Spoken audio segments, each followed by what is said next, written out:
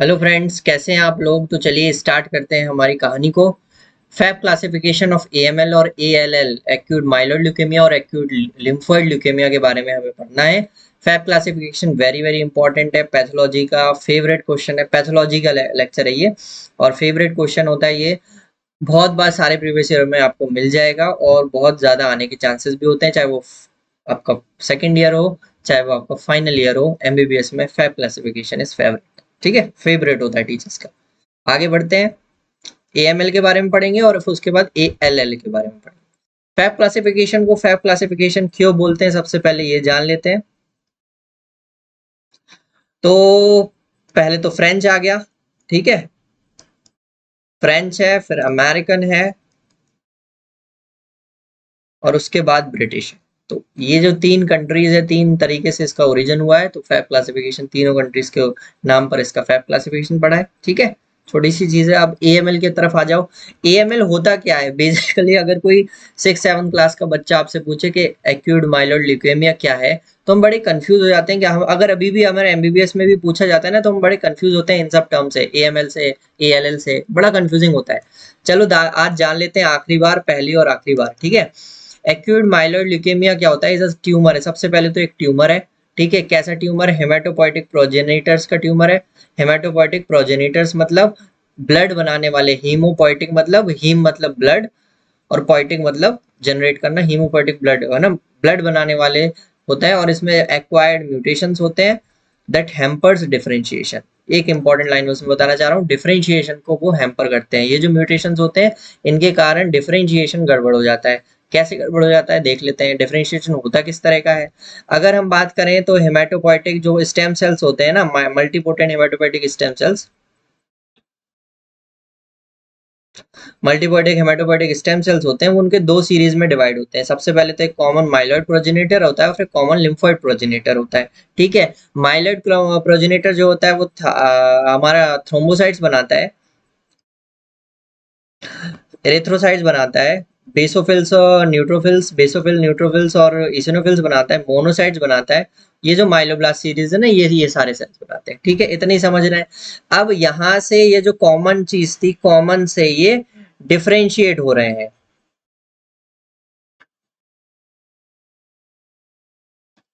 ठीक है। ये जो चीजें हैं डिफरेंशिएशन हो रहा है। अगर ये डिफरेंशिएशन नहीं होता है तो इसका कंसंट्रेशन, जो हमारे पास कॉमन माइलॉइड प्रोजेनेटर है, इसका कंसंट्रेशन बढ़ जाएगा और दिक्कतें शुरू हो जाएंगी, ठीक है, जिसे हम एएमएल बोलते हैं, एक्यूट माइलॉइड ल्यूकेमिया, ठीक है। वापस आ जाओ। तो ऑर्गोजीन्स म्यूटेशंस दैट, और ये एक्वायर्ड होते हैं, मोस्ट ऑफ द जो म्यूटेशंस होते हैं वो एक्वायर्ड से होता है।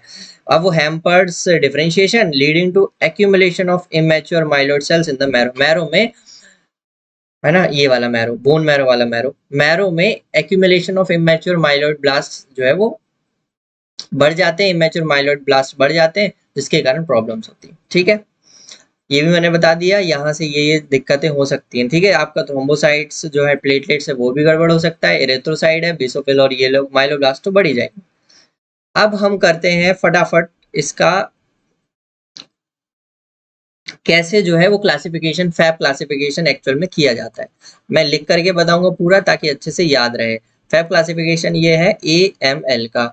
सबसे पहले तो M0 से कहानी स्टार्ट होती है, M1 पे चली जाएगी, M2 पे चली जाएगी, M3 पे चली जाएगी, M4 पे चला जाएगा, M5 पे चला जाएगा, M6 पे चला जाएगा, M7 पे चला जाएगा, ठीक है। 7 तक ही होते हैं, टोटल 8 क्लासेस होती हैं। M0 में क्या आ जाएगा? M0 में क्या आ जाएगा? Minimally differentiated. एक ही याद करना है, अच्छे से याद करना है, हमेशा ध्यान रखो, कम जानो अच्छे से जानो। मिनिमली डिफरेंशिएटेड, ठीक है, इतना अच्छे से याद कर लेना। M0 है, हम पढ़ेंगे जो है जनरल से, मतलब अनडिफरेंशिएटेड, अनडिफरेंशिएटेड से हम जाएंगे डिफरेंशिएटेड तक, डिफरेंशिएटेड तक, ठीक है, डिफरेंशिएटेड तक। अब वो स्पेलिंग थोड़ी सी गड़बड़ है तो देख लेता। अनडिफरेंशिएटेड से जाना है हमें डिफरेंशिएटेड तक, मतलब यहाँ पे जो दिक्कत ज्यादा होगी, परेशानी ज्यादा होगी, यहाँ पे जो बच्चा है वो थोड़ी सी दिक्कत होगी, और यहाँ पे जो परेशानी कंपैरेटिवली जो है वो कम होगी। ज्यादा तो नहीं बोलेंगे लेकिन कंपैरेटिवली कम परेशानी यहाँ पे होगी, ठीक है, चलो आगे बढ़ते हैं। अब इसका क्यों बनाया, गुड्डा गुड्डी क्यों बनाया बाद में बताएंगे। M1 में क्या जाएगा, माइलोब्लास्ट, माइलोब्लास्टिक सेल्स होंगे विदाउट मैचुरेशन।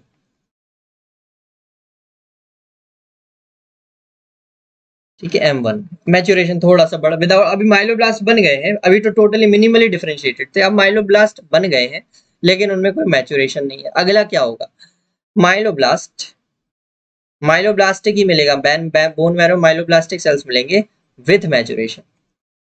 अगर मैचुरेशन के साथ में प्रेजेंट है तो हम उसे M2 क्लास देंगे। ठीक है, M3 क्या होगा, M3 होगा प्रो माइलोसाइटिक, प्रोमाइलोसाइटिक सेल्स हैं। ठीक है, प्रोमाइलोसाइटिक सेल्स है M3 में, ये याद करना है। M4 में क्या होगा, प्रो को हटा दो तो माइलो और मोनोसाइटिक और जोड़ दो, मोनोसाइटिक हो जाएगा। ठीक है, मोनोसाइटिक सेल्स आपको मिलेंगे। M5 में क्या होगा, माइलो को हटा दो तो आ जाएगा मोनोसाइटिक। ठीक है, मोनोसाइटिक, अब मैंने इस डायग्राम में अगर देखो तो मोनोसाइट आपको बताया है, ये मोनोसाइट है। ठीक है, मोनोसाइट भी आ गया और माइलोब्लास्ट ऊपर आ ही गया था। ठीक है, चलो M6 में क्या होगा, एरिथ्रोल्यूकेमिक।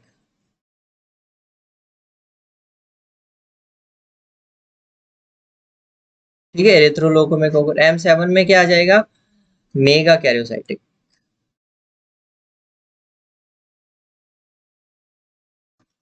एरिथ्रोल्यूकेमिक और मेगा कैरियोसाइटिक, समझ में आ गया, अच्छे से समझ में आ गया। ये आपको 8 पॉइंट याद करना है, चाहे वो तुम्हारा फर्स्ट ईयर हो, चाहे वो सेकंड ईयर हो, चाहे किसी भी ईयर में अगर ये क्वेश्चन आता है तो इतना तो हमें लिख करके आता है। ठीक है, थोड़ी सी और डिटेल से वो हम जानेंगे अभी धीरे से। अब मुझे समझ में आई है, जब बेड बनाया बहुत ज्यादा अनडिफरेंशिएटेड है तो इसकी जो प्रोग्नोसिस होगी वो पुअर होगी, और यहाँ पे डिफरेंशिएटेड है तो अब इसकी जो प्रोग्नोसिस है वो गुड होगी। ठीक है, तो अगर M7 की प्रोग्नोसिस की बात करें तो गुड होगी, और अगर M0 की बात करें तो जो प्रोग्नोसिस है वो बैड होगी। मतलब ट्रीटमेंट अगर ये हो गया, AML अगर हो जाता है आपको, तो ठीक ठाक बच्चा जिंदा रहने के चांसेस ज्यादा, मतलब उसका जो कोर्स है, डिजीज कोर्स अच्छा रहेगा, सुधार होगा। यहाँ पे स्थिति बिगड़ती रहेगी, पुअर प्रोग्नोसिस में चले जाएंगे। ठीक है, और कुछ जानना है तो M2 पर ध्यान दो, फिर M3 पर ध्यान दो। ठीक है, M2 में ध्यान देंगे तो आपको क्या करना है, और M2 पे ध्यान देना है तो 2 का मल्टीप्लिकेशन इवन नंबर है, तो जो आपका म्यूटेशन है उसको आप पता कर सकते हो। 8 2 की टेबल में 8 आता है और 21 वाला म्यूटेशन होता है। M3 की बात करें तो T की टेबल में 15 आता है, 15, और जो म्यूटेशन होगा वो 15 और 17 का होगा। ठीक है, ये समझ में आया। अगर M0 की बात करें तो डिलीशन ऑफ,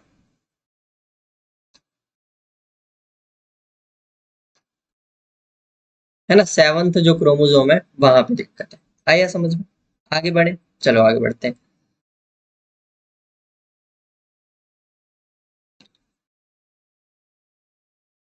ये फैब क्लासिफिकेशन की पूरी टेबल है। हम पहले मिनिमली डिफरेंशिएटेड, तो डिलीशन ऑफ 7q आ रहा है। ठीक है, डिलीशन ऑफ 7q है वो गड़बड़ हो गया, और हमने बोला था पुअर प्रोग्नोसिस आ रही है क्योंकि कुछ भी डिफरेंशिएटेड नहीं है, मिनिमली डिफरेंशिएटेड है। ठीक है, माइलोब्लास्टिक विदाउट मैचुरेशन का कुछ भी नहीं है, माइलोब्लास्टिक विद मैचुरेशन में मैंने बता दिया M2 था तो T की टेबल में 8 आता है, तो उससे याद कर लो, 2 की टेबल में 8 आता है तो इवन नंबर 8 आ जाएगा, T 8 और 20। ठीक है, माइलो प्रो माइलोसाइटिक का तो टी का M3 है तो M3 की टेबल में 15 आता है, तो फिर 15 और 17 हो गया।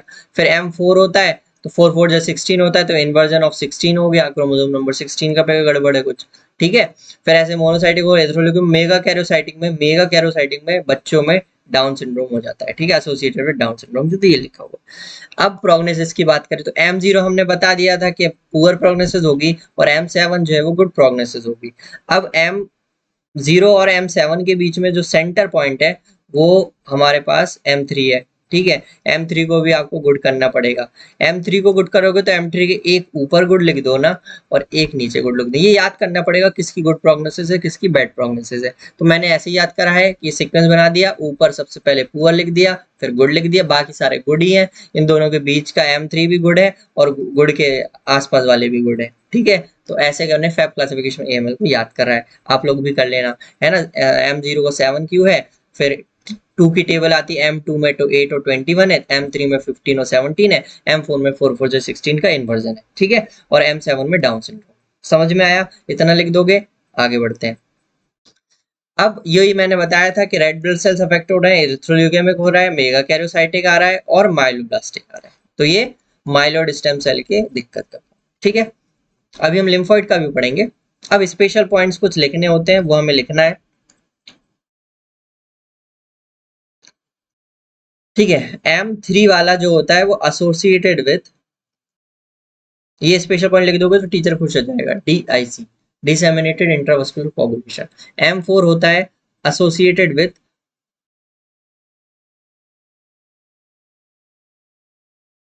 गम हाइपरट्रॉफी, ठीक है। और M5 जो होता है वो उसका कुछ इंडिकेशन नहीं है। जो M3, M4 और M5 होते हैं वो एसोसिएटेड विथ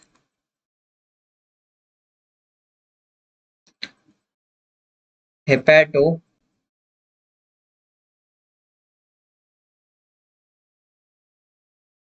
स्प्लिनोमेगाली, ठीक है। ये याद रखना है, M3 में associated with disseminated intravascular coagulation, M4 में गम हाइपरट्रॉफी पर एसोसिएटेड रहता है, एसोसिएटेड विथ, ठीक है, गम हाइपरट्रॉफी। और ये जो M4 और M5 होते हैं ये एसोसिएटेड विथ हेपेटोस्प्लिनोमेगाली, है ना, दोनों में हेपेटोस्प्लिनोमेगाली से एसोसिएटेड होते हैं, ठीक है। आया समझ में? आगे बढ़े। अब हमें पढ़ना है एक्यूट लिम्फोब्लास्टिक ल्यूकेमिया या एक्यूट लिम्फोब्लास्टिक लिम्फोमास, ठीक है। ल्यूकेमिया कब बोलेंगे, लिम्फोमा कब बोलेंगे, अभी क्लियर करते हैं डाउट, ठीक है। ऑल ALL आर न्यूप्लाज्म मैंने बता दिया है ना। अब दोबारा पढ़ रहे हैं, न्यूप्लाज्म होते हैं सारे which are compose of immature B cells, वो इमैच्योर बी सेल्स जैसे आप प्री भी बोलोगे, और इमैच्योर टी सेल्स जिन्हें आप प्रीटी बोलोगे, which are referred to as lymphocytes जिनको बोला जाता है, ठीक है। ये लोग इमैच्योर होते हैं। अब जो, सॉरी 80% नहीं है, ये 80% नहीं है, just I have to correct it.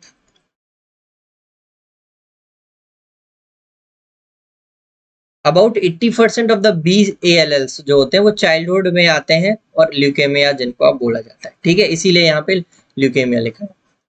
और लेस कॉमन जो TLLs होते हैं, ALLs होते हैं, ये तो बी सेल्स लग गए ल्यूकेमियाज में। एडोलसेंट्स में होते हैं एज ए मेल्स थाइमिक, अगर जिनमें थाइमिक है तो लिम्फोमाज होगा इनको, इसीलिए इसका नाम ल्यूकेमिया और लिम्फोमा दोनों पड़ा है, ठीक है। जो बी सेल्स होते हैं वो ल्यूकेमिया बनाते हैं और टी सेल्स जो है वो लिम्फोमा बनाते हैं। आया समझ में?